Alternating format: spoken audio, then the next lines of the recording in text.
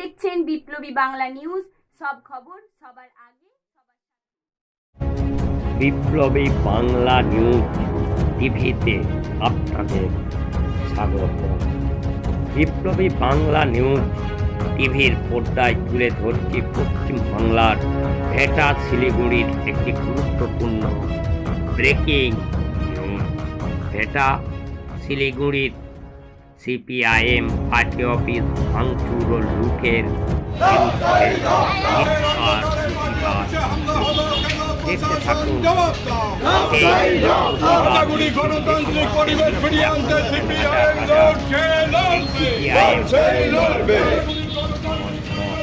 দুষ্কৃতি এবং লুটে রাজ্যের বিরুদ্ধে এই পার্টি অফিস ভাঙচুরের বিরুদ্ধে চিৎকার মিছিলে সামিল হয়েছেন ভেটা শিলিগুড়ির হাজার হাজার সিপিআইএম কর্মী।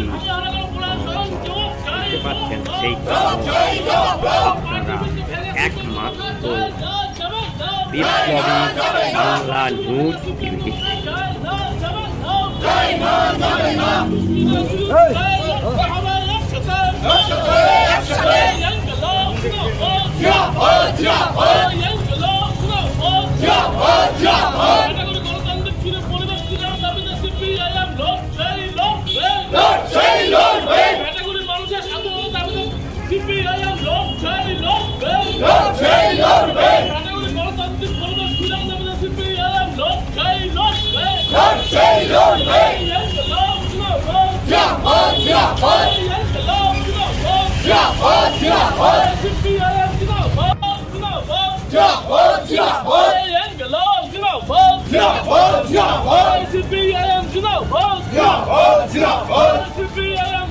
কি নিয়ে আপনাদের এই মিছিল ভেটাগুড়িতে?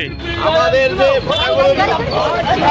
কার্যালয় যেটা 60-এর দশক থেকে এখানে আমাদের বহু ভাঙচুর হয়েছে, বহু দুর্ঘটনা হয়েছে, বহু হামলাবাজি হয়েছে, কিন্তু তৎসত্ত্বেও আমাদের এই পার্টি অফিস আছে এবং থাকবে এবং ছিল, যা ছিল আছে এবং থাকবে আগামী দিনে।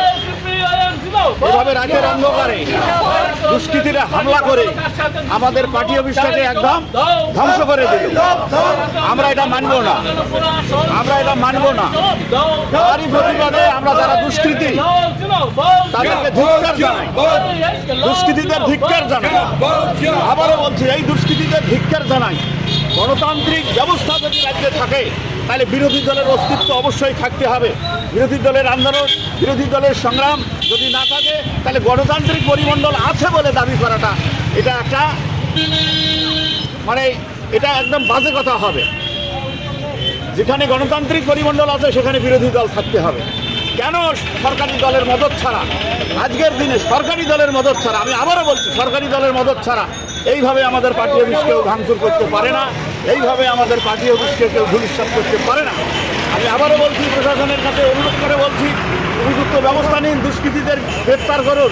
এখানে অনেক সিসিটিভি আছে, খুঁজলেই ফুটেজ পাওয়া যাবে।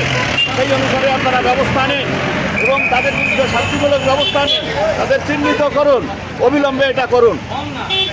সেই জন্যই এই দাবি জানানোর উদ্দেশ্যেই আমরা এখানে মিছিল করছি।